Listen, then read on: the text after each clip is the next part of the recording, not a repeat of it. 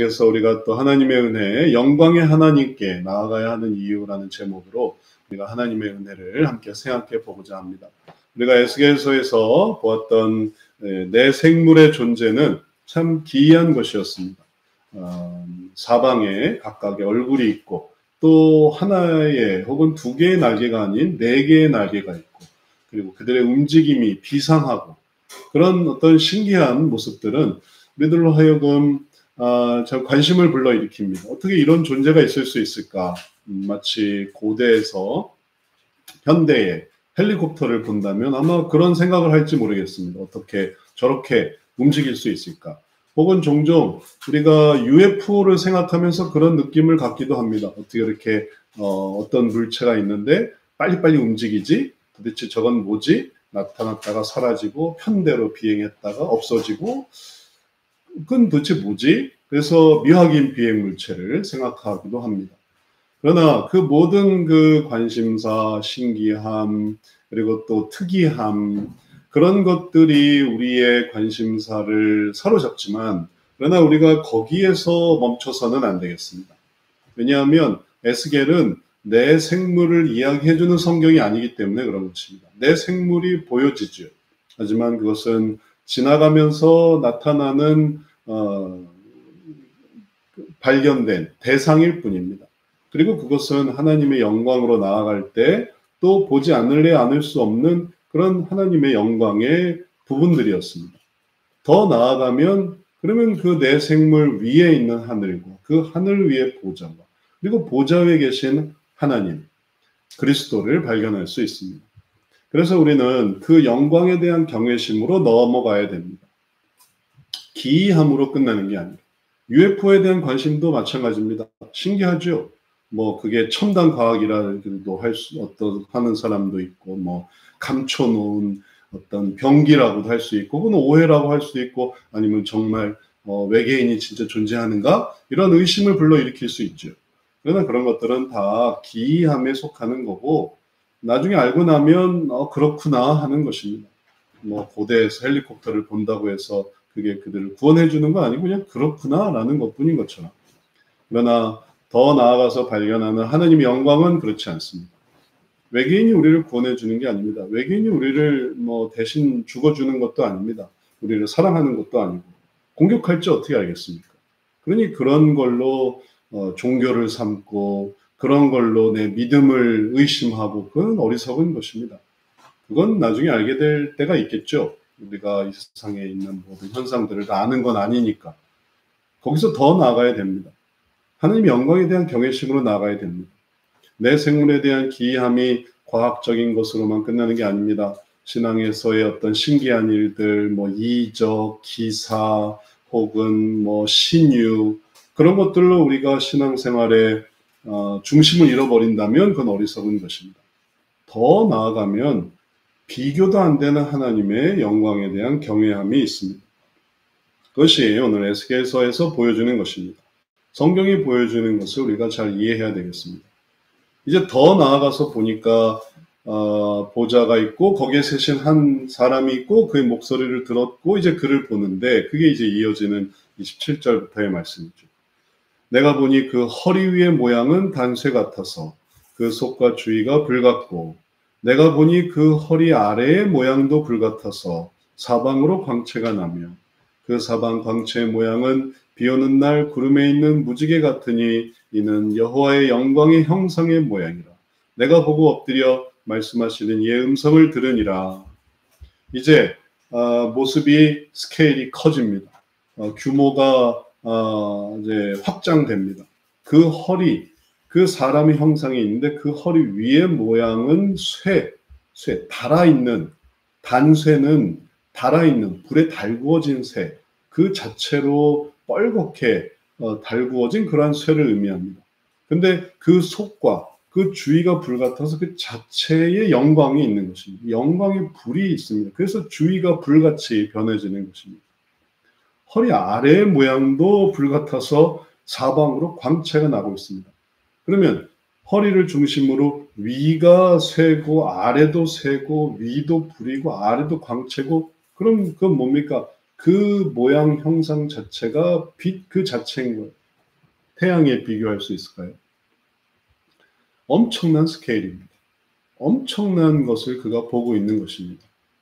그 어떤 것도 어떤 대상의 기이함과 신기하게 생겼네, 참 오묘하게 생겼네, 이런 정도가 아니라 이건 경외심을 불러일으키는, 두려움을 일으키는 그러한 영광이 바로 그 보좌 위에 계신 분의 영광이었습니다.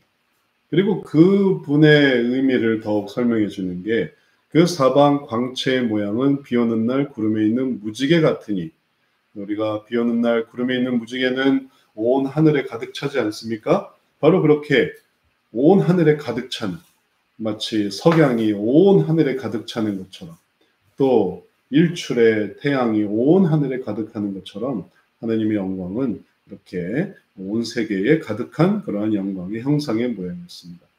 이게 바로 우리가 말하고자 하는 하나님의 보좌의 영광인 것입니다. 그런 분이 바로 이제 말씀하시는 거예요. 그런 분이 내게로 찾아오셔서 에스겔에게 말씀하시는 것입니다. 그러니 얼마나 영광스럽습니까? 내 생물은 그냥 그런가 보다 하는 거예요. 또 그게 이제 그룹이었고, 케루빔이라는 그룹이었는데, 그 다음에 또 스랍도 있고, 그냥 그런가 보다 하는 거예요. 어떤 천사의 모습이냐, 그런가 보다 하는 건데, 하나님의 영광은 그렇지가 않아요. 그 영광은 내게로 다가오시는, 말씀하시는 분이시니까. 이제 그 영광의 형상을 기억하고, 그 풍성한 스케일을 생각하고, 그 말씀하시는 하나님의 음성을 듣게 되는 것이 에스겔의 입장이다, 모습이다라는 것을 생각할 때, 우리에게 다가오시는 하나님이 어떤 분이신지를 우리가 감지해야 되겠습니다. 가늠해야 되겠습니다. 우리에게도 이런 하나님이시구나. 우리가 성경을 잘 알지 못하고 그저 소문대로 혹은 사람들의 어떤 예상대로 하다 보면 하나님의 영광을 오해하거나 아니면 축소시킬 수 있습니다. 그러나 성경을 읽어보면서 하나님의 영광이 어떤 것인가를 생각하다 보면 이제 그 진실에 다가오게 됩니다. 그것이 하나님의 은혜의 영광이었습니다. 이 크고 웅장한 하나님의 스케일을 우리가 생각해 보면, 그런 하나님을 믿고 있다는 것은 얼마나 감사한 일입니까? 그 하나님이 우리 하나님이라는 건 얼마나 귀한 일입니까? 그리고 그 하나님의 그 웅장함을 생각해 보면, 다른 것에 관심을 가지고 거기에 빠져 있었던 그런 사람들, 그리고 그런 어떤 시간들이 얼마나 이게 낮게 느껴집니까? 하나님은 더 그에 비교할 수 없는 분이신데, 이제 그분과의 이러한 만남이 에스겔에서 나타나는 과정이었고, 그 속에서 말씀하시는 음성의 귀를 기울여 보면 이제 그러한 영광의 분이 에스겔에게 뭐라고 도대체 말씀하시는지, 그리고 그 만남을 통해서 도대체 뭐가 이루어지는지에 대한 관심을 가질 수 있습니다. 이제 이어지는 게 바로 그 에스겔에게 나타나시는 하나님의 말씀이었습니다. 2장으로 넘어가서 1절 2절에 보면, 바로 그렇게 만났던 그가 내게 이르시되 인자야 내 발로 일어서라, 내가 내게 말하리라 하시며, 그가 내게 말씀하실 때에 그 영이 내게 임하사 나를 일으켜 내 발로 세우시기로 내가 그 말씀하시는 자의 소리를 들으니, 이 말씀 속에서 하나님과의 관계가 생겼습니다. 에스겔도 그가 이러한 보좌 앞에 서서 하나님과의 관계 속에서 말씀을 들을 때, 그는 처음엔 자기 발로 일어설 수가 없었습니다.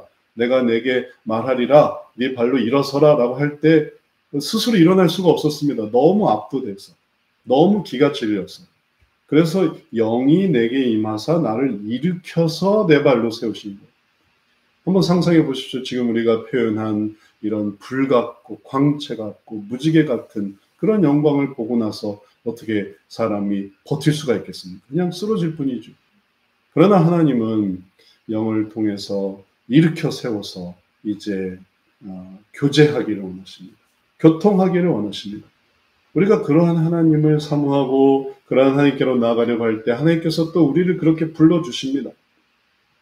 우리가 그러한 하나님을 더욱 깨닫고 나아갈 때 하나님의 음성, 하나님의 가르치심에, 하나님의 알게 하심에 우리가 받아들일 수 있는 그러한 존재가 됩니다. 그러지 않고 우리가 하나님을 우습게 생각한다든지, 아니면은 하나님을 거부한다든지, 아니면은 하나님 앞에 서려고 하지 않는다든지, 그냥 죽은 척하고 있다고 생각해 보십시오. 잠든 척하고 있다고 생각해 보십시오. 주님, 저를 떠나세요. 저는 주님 앞에서 감당할 수 없습니다. 하나님은 우리를 일으켜 세우십니다. 왜냐하면 주님이 찾아오셨거든요. 주님이 찾아오셔서 그 부르심 속에서 우리에게 하고자 하시는 뜻이 있습니다. 그러니 서야 됩니다. 하나님 앞에서 그 말씀에 귀를 기울여야 됩니다. 그리고 그럴 때에 에스겔에게 찾아오셨던 하나님, 그리고 그 말씀을 전해주셨던 하나님, 그 하나님을 이제 만나게 되는 것이죠. 우리도 이것을 잊지 말아야 되겠습니다. 하나님께서 우리들에게 찾아오셔서 그리고 말씀을 전해주고자 하실 때 그것을 영광스럽게 생각하고 그것을 사모하고 또 그것을 따라가고자 할 때 우리 자신이 변화되어집니다. 어떻게 변화되어집니까? 만약에 우리가 그걸 거부했다고 생각해보십시오. 도망가는 사람, 혹은 뭐 쓰러진 사람, 혹은 누워있는 사람이었다고 한다면 이제 우리가 그것에 응답하려고 하면 주님 앞에 서는 사람, 주님 앞에 나아오는 사람, 그리고 주님의 말씀에 귀를 기울이는 사람이 되는 것이죠. 우리가 이번에 이러한 예배를 드리면서 다시 한번 환경과 상황에 또 구애받지 않는 하나님과의 관계를 생각합니다. 나로 하여금 예배드리게 하는 힘이 무엇일까? 나로 하여금 하나님의 말씀에 귀를 기울이게 하는 힘이 무엇일까? 나로 하여금 그러한 하나님의 가르치심에 나를 찾아오시는 하나님의 응답하게 하는 그 근원이 무엇일까? 그걸 생각하다 보면 그게 나를 결정하는 것입니다. 내가 그렇게 변화되어집니다. 내가 하나님의 말씀을 듣는 사람, 내가 하나님의 말씀에 귀를 기울이는 사람, 내가 하나님의 말씀에 청종하는 사람, 그러면 그 모습이 나를 변화시키는 거죠. 그러지 않고 도망가는 사람, 안 하는 사람, 혹은 거부하는 사람, 그러면 그게 그 사람의 존재를 결정하는 거고, 들어오는 사람이 하나님 안에서의 자신의 모습에 통해서 자기의 본질을 생각하게 되는 것이죠. 우리는 바로 그러한 사람들입니다. 에스겔은 바로 그러한 사람이었습니다. 그래서 그 다음이 펼쳐지는 것입니다. 이제 그러한 준비와 그리고 또 태도 속에서 하나님께서 말씀하시는 것은 정말 중요한 말씀이었습니다. 3절 4절이 우리들에게 그것을 보여줍니다. 내게 이르시되 인자야 내가 너를 이스라엘 자손 곧 패역한 백성 나를 배반하는 자에게 보내노라. 그들과 그 조상들이 내게 범죄하여 오늘까지 이르렀나니 이 자손들은 얼굴이 뻔뻔하고 마음이 굳은 자니라. 내가 너를 그들에게 보내노니 너는 그들에게 이르기를 주 여호와의 말씀이 이러하시다 하라 라고 말씀하셨습니다. 이러한 하나님의 말씀 속에서 우리가 이해해야 되는 것은 뭐냐 하면 하나님께서 우리들을 불러서 누군가의 대상의 의미를 갖게 하신다는 것입니다. 우리가 그 속에 있었는데 우리가 그들 중에 하나였는데 하나님은 우리를 특별히 부르셔서 그래서 하나님 안의 의미를 가지고 그리고 그들을 대응하는 혹은 그들과 구별된 사람으로 만드는 것이에요. 에스겔이 깨달은 이것이 우리들이 깨달아야 하는 본질입니다. 하나님께서 너는 인자고 저들은 패역한 백성이고 나를 배반하는 자들이고 그런데 그들을 잊어버리고 혹은 외면하고 혹은 그들을 멀리하는 게 아니라 그들에게 가까이 하는 거예요. 왜냐하면 사실은 그들의 조상, 혹은 그들의 조상이 하나님이 택한 백성, 하나님의 뜻이 있는 사람들이었기 때문에 그런 것입니다. 그들은 얼굴이 뻔뻔하고 마음이 굳은 자였는데 그들은 원래 그렇지 않았어요. 그들의 얼굴이 온유하였고 마음이 유순한 자들이었습니다. 그러나 그들이 변질되었어요. 이제 그들에게 찾아오셔서 그들을 변화시키시고 그들을 바꾸실 뜻이 바로 하나님께 있었던 것입니다. 그래서 인자인 에스겔을 불러서 그들을 변화시킬 수 있는 자로 내가 너를 보낸다. 그게 바로 주님의 말씀이었던 것입니다. 여기서 우리들은 에스겔의 본질이 무엇인가 생각하게 됩니다. 에스겔의 본질은 하나님께 속한 자였습니다. 하나님께서 그에게 찾아오셨습니다. 그리고 하나님께 소속된 자로 만드십니다. 그리고 이것은 우리들에게도 마찬가지입니다. 하나님은 우리들에게 찾아오시고 우리들을 하나님을 믿게 하신 것은 우리들의 본질을 그렇게 구성해 주시려고 하시는 것이에요. 그냥 모습만 그리스도인이 아닙니다. 모습만 성도가 아닙니다. 우리의 본질도, 우리의 속사람도 하나님께 속해 있는 사람들로 만들어주기를 원하시는 것이에요. 그래서 우리의 부르심을 깨닫는다면 우리들이 이 패역한 세상에, 혹은 배반한 세상에, 혹은 불순종하는 이 세대에 우리를 불러서 하나님 안으로 들어오게 하시는구나. 그래서 그들에게 또 하나님의 뜻을 나타내는 자가 되게 하시는구나. 우리의 존재가 생성이 되고, 또 사람들이 생성이 되고, 그리고 그 속에서 우리들에게 하게 하시는 일들이 생기는 것입니다. 이걸 그림으로 설명하면 세상이 바로 이렇게 보여집니다. 이러한 사람들이 과거에 누가 있었는가 하면 하나님 안에 있었던 노아라든지, 또 지금 에스겔이 또 그러한 자이지 않습니까? 하나님께서 노아를 보내서 세상을 구원하는 자로, 그리고 이 세상 속에서 이 생명을 구원하는 방주를 통해서, 그래서 생물들을 구원하는 자로 하나님께서 만드신 것처럼 하나님 안에 있을 때 그런 것이었죠. 에스겔도 마찬가지입니다. 에스겔도 하나님이 부르셔서 하나님 안에서 이 세상 속에서 구별된 사람이 되었던 것이고, 이제 여기에 누가 있냐면은 바로 성도들이 있습니다. 우리들이 있습니다. 우리들도 세상 속에 있었던 자였지만 하나님께서 부르셔서 하나님 안으로 들어오게 하셨습니다. 이제 하나님 안에 있음을 다시 한번 깨닫고, 그리고 그 속에서 하나님이 이루고자 하시는 일에 초점을 맺을 때에, 그때 우리들이 어떠한 삶을 살아가야 되며, 그리고 또 세상에 대해서 어떠한 생각을 해야 되는가, 이런 것을 우리가 생각할 수 있습니다. 이번에 한 일주일간 이제 코로나에 감염이 돼서 격리가 되어서 저희 가족도 이제 저희 가족이 우리 네 가족이 다 코로나에 걸렸어요. 그래서 일주일간 이렇게 생활하게 되었습니다.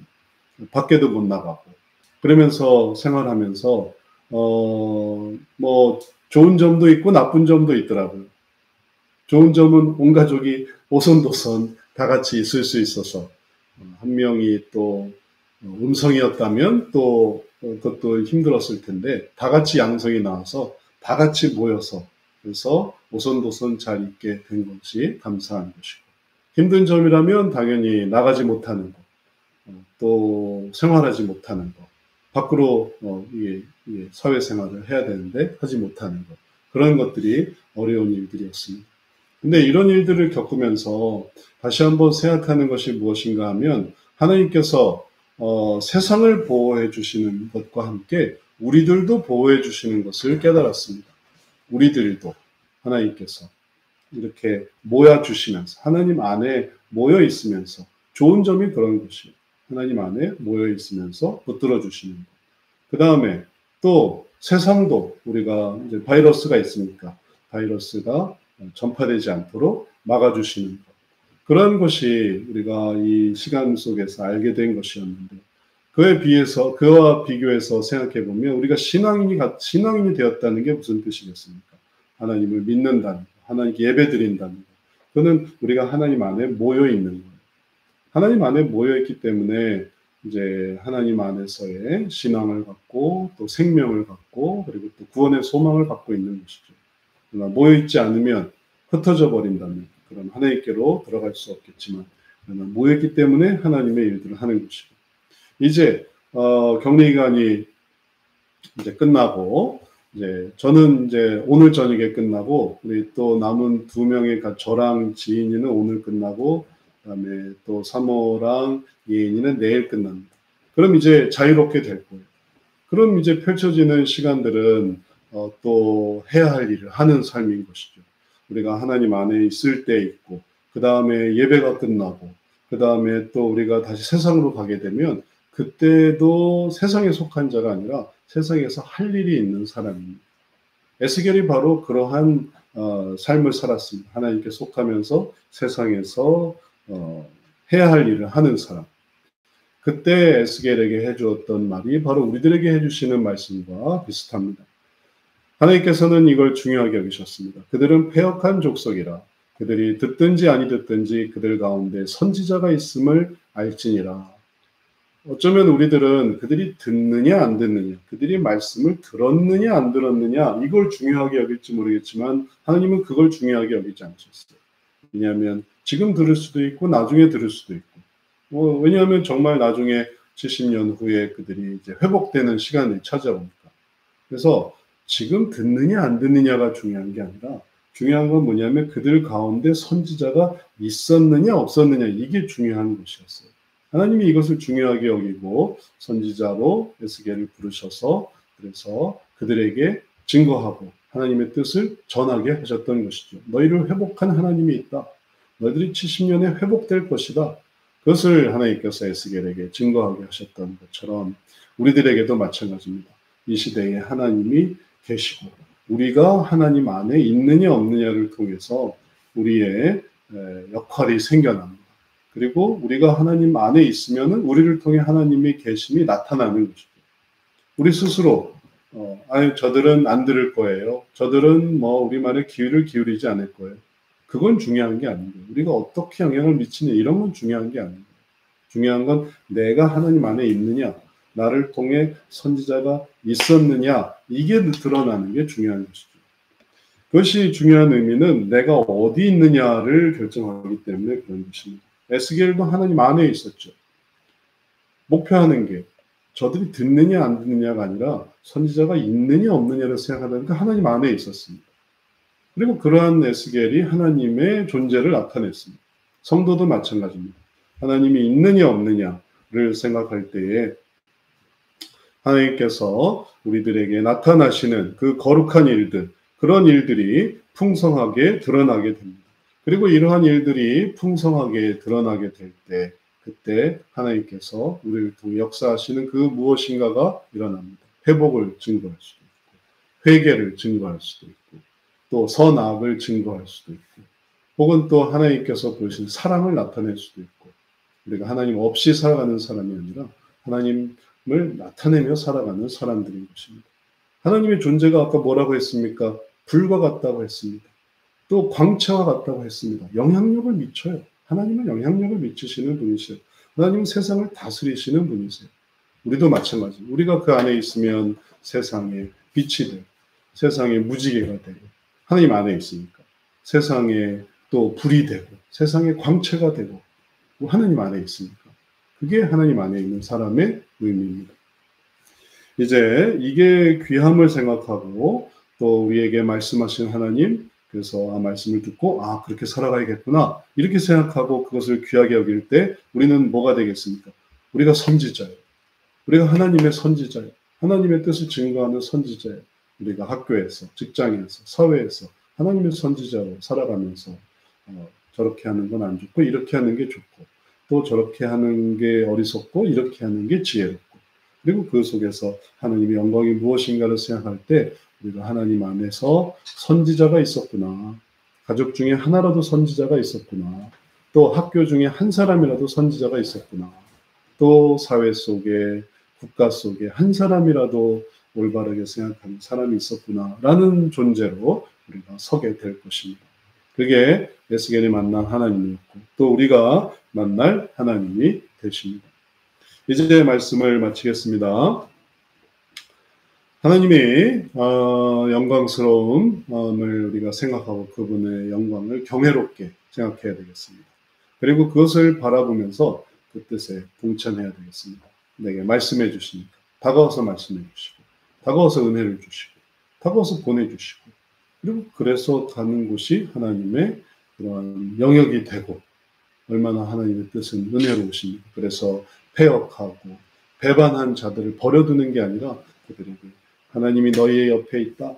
하나님이 너희와 함께한다. 너희가 돌이키면 즉시 하나님께로 돌아올 수 있다. 이걸 증거해 주시는 하나님이신 것 다시 한번 생각하고 이러한 뜻에 동참해서 또 이러한 뜻에 우리가 더욱 마음을 다하고 연합해서 하나님의 일들을 이루어 나가는 귀한 성도 되시기를 바랍니다. 이것이 또 이번 한 주 우리의 삶 속에 풍성해지는 성도로서 갖는 신앙의 목표 되시기를 주의 이름으로 축원합니다. 기도하겠습니다. 사랑의 주님, 하나님께서 우리들에게 알게 하시는 그 에스겔과의 만남을 우리들에게 깨닫게 하여 주시오니 우리들도 만나 주시고 또 이 세상에 하나님의 그 영광의 광채를 그 비온디 개인 하늘의 무지개와 같은 그러한 은혜를 세상에 보여주실 것이오니 감사합니다. 그러한 은혜를 늘 기억하며 살아가게 하여 주옵소서. 하나님 안에 있는 자로 살아가게 하여 주옵소서. 그래서 도울 자를 돕고 또 연합할 것에 연합하며 그리고 또 섬길 것을 섬기고 그리고 그 모든 것들 속에서 믿음과 소망과 사랑을 나타내는 하나님과 함께하는 귀한 심령 되게 해 주옵소서. 이것이 또 한 주간 펼쳐지는 우리의 삶의 계획이 되게 하시고 또 할 수 있는 능력이 되게 하시고 또 목표가 되게 하셔서 하나님과 연합하며 하나님과 함께 세상을 살아가는 하나님의 성도들 되게 해 주옵소서. 감사드리며 예수 그리스도 이름으로 기도드렸사옵나이다. 아멘.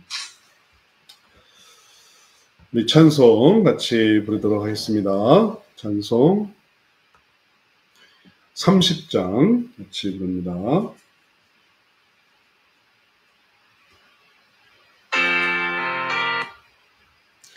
30장이 아니고